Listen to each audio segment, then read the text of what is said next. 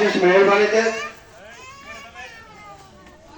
আপনাদের সবার দোয়ায় আজকের এই জায়গায় দাঁড়িয়ে আপনাদের সাথে কথা বলছি। ছোটবেলায় এই রাস্তা দিয়ে এসব জায়গা দিয়ে চলাফেরা করেছি, সে জায়গায় আজকে আসার পথে কথাগুলো মনে পড়ছে আমার। কিন্তু অত্যন্ত দুঃখের সাথে জানাচ্ছি যে আমার গ্রামের এই সামান্য রাস্তাটুকু এতটা খারাপ, এত বাজে অবস্থা, এটা আসলে আমার কল্পনাতেও ছিল না। আপনারা যে কতটা কষ্ট করে কাদা পানির মধ্যে দিয়ে চলাফেরা করেন,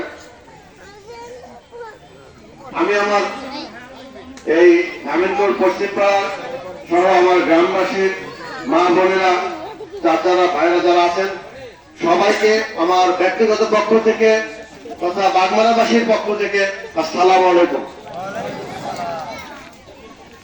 আমি আপনাদের কাছে আজকে কোনো কথা বলতে আসি না, বক্তৃতা করবো না। গ্রামের মানুষ, পাড়ার মানুষের কাছে কি বক্তব্য দেওয়া যায়?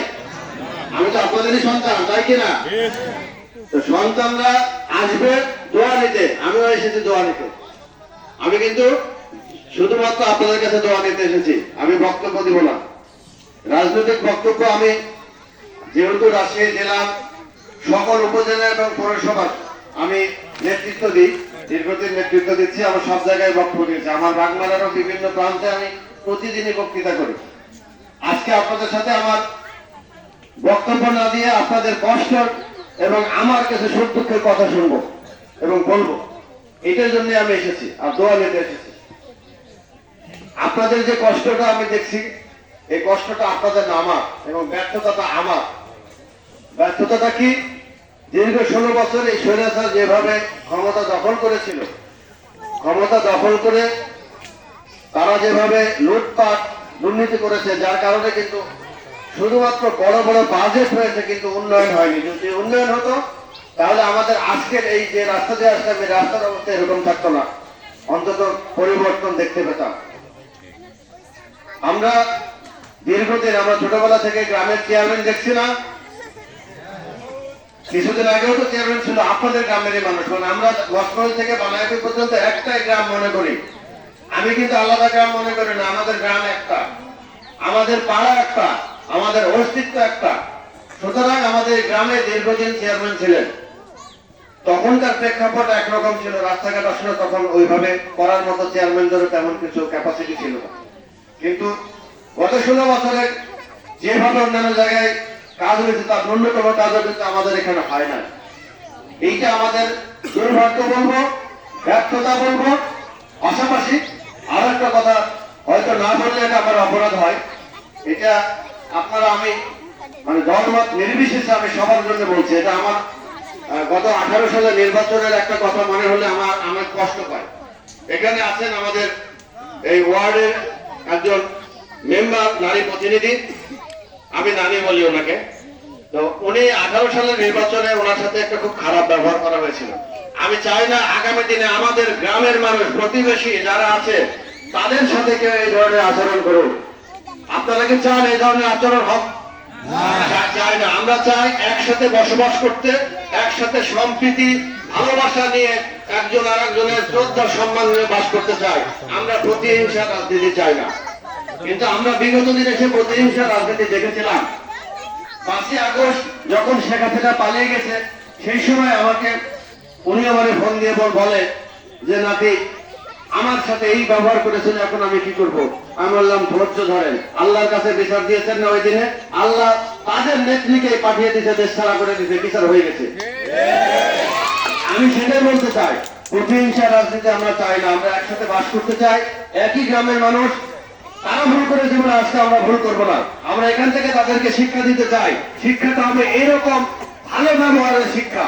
আমরা ভালো ব্যবহার করে, বিএনপি জাতীয়তাবাদী আদর্শ যারা ধারণ করে, তারা কখনো খারাপ ব্যবহার করতে পারে না, তারা কখনো মানুষের ক্ষতি করতে পারে না। যার কারণে আমরা মানুষকে ব্যবহার দিয়ে জয় করতে চাই, মন জয় করতে চাই। যেন মনে করতে পারে এরা বিএনপির প্রতিনিধি, এরা বিএনপি করে, এই ছেলেগুলো তো দেখতেও ভালো, এদের কাজও ভালো, এরা মানুষকে সম্মান করে, বয়স্ক লোককে সালাম দেয়, তাহলে এদের সাথে থাকতে হবে, এদেরকে দোয়া করতে হবে, এদেরকে ভোট দিতে হবে।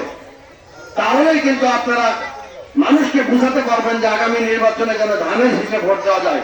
এইভাবে যদি আপনারা আমরা সবাই মিলে ধানের শীষে ভোট দিই ঐক্যবদ্ধ হবে, তাহলে এই আসনে আগামী দিনে যার হাতে ধানের শীষ তুলে দেওয়া হবে সেই কিন্তু নির্বাচিত হবে। এই আসন যদি বিএনপি নির্বাচিত হয়ে সংসদ সদস্য নির্বাচিত হয় বিএনপি, এইভাবে 300 আসনে কিন্তু পর্যায়ক্রমে বিএনপির প্রার্থী নির্বাচনে বিজয় হবে।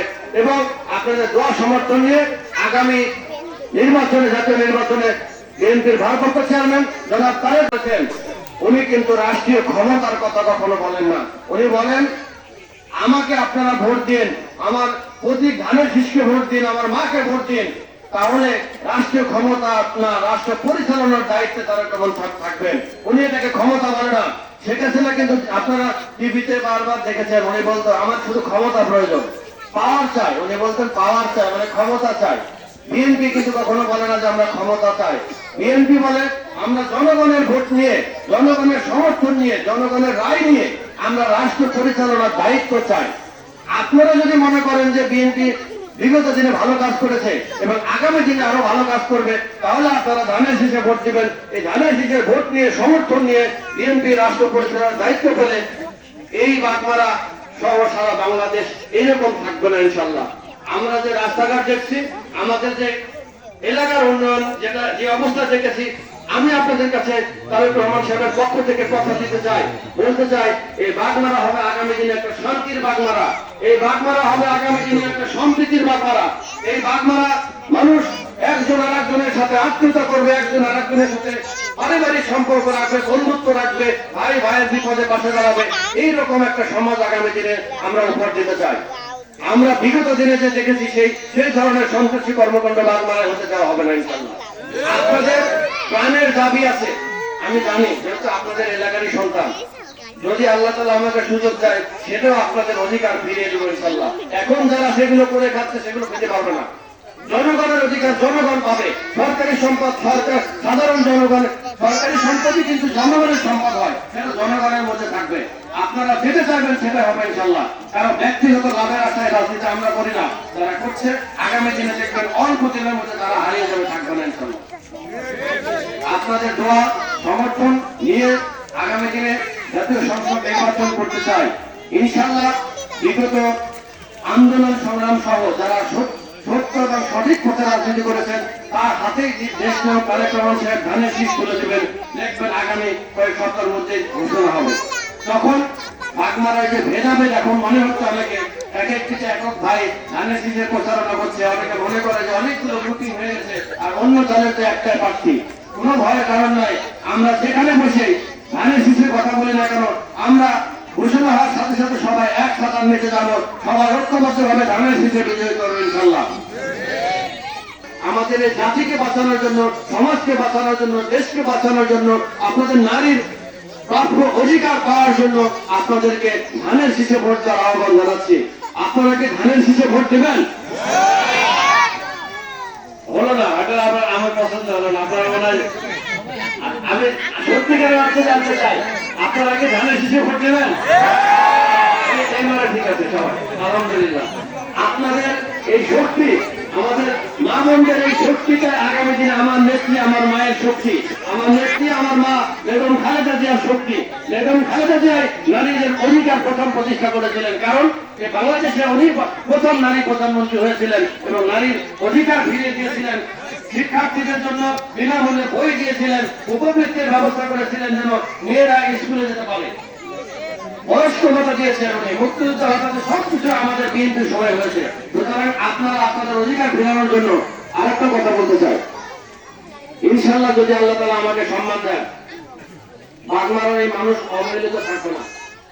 আমাদের কোনো মানুষ চিকিৎসার অভাবে মারা যাবে না। যারা গর্ভবতী মা বোনেরা আছে তাদের কষ্ট হবে না ইনশাল্লাহ। তাদের যেন বাড়িতে বসে কমিউনিটি ক্লিনিকে আধুনিক যন্ত্রপাতি ব্যবস্থা করে, দক্ষ জনবল করে কমিউনিটি ক্লিনিকটাকে যদি আরো ডেভেলপ করে আপনাদের দোরগোনায় স্বাস্থ্য সেবা দেওয়া হয়, এরকমই লক্ষ্য আছে তারেক রহমান সাহেবের। সুতরাং আপনারা চিকিৎসা সেবা পাবেন। ছেলে মেয়েরা যারা স্কুলে আছে তাদের জন্য গত 16 বছরে কিন্তু শিক্ষা ব্যবস্থা শেখ হাসিনা ধ্বংস করেছে। ইনশাল্লাহ বিএনপির সময় যেমন শিক্ষার মান ছিল, আগামী দিনে শিক্ষার মান ফিরে আসবে ইনশাল্লাহ। আমি আপনাদেরকে আর গরমে কষ্ট দিতে চাই না। শুধু আমারও বলতে চাই, আমার নেত্রীর জন্য আপনারা নামাজ শেষে প্রাণ খুলে দোয়া করবেন, আল্লাহ তাআলা তাকে যেন সুস্থ করে দেন এবং আমাদের মাঝে আবার জন্য ফিরে এসে নেতৃত্ব দিতে পারেন। আমার নেতা, আমার অভিভাবক বিএনপির ভারপ্রাপ্ত চেয়ারম্যান জনাব তারেক রহমানের জন্য দোয়া করবেন, উনি যেন অতি দ্রুত ফিরে এসে আমাদের এই দেশের দায়িত্ব নিয়ে এই দেশকে একটা স্বনির্ভর সুখী সমৃদ্ধ রাষ্ট্র হিসাবে পৃথিবীর মানচিত্রে দাঁড় করাতে পারেন, সেই জন্য তার জন্য দোয়া করবেন। পরিশেষে আমার জন্য আমি দোয়া চাই আপনাদের, আমি যেন আপনাদের প্রতিনিধি হিসাবে, আপনাদের একজন সন্তান হিসাবে আগামী দিনে জাতীয় সংসদে প্রতিনিধিত্ব করতে পারি, সেজন্য আমার জন্য দোয়া করবেন। সকলের সুস্বাস্থ্য দীর্ঘ কামনা করে আমি আমার সংক্ষিপ্ত বক্তব্য শেষ করছি।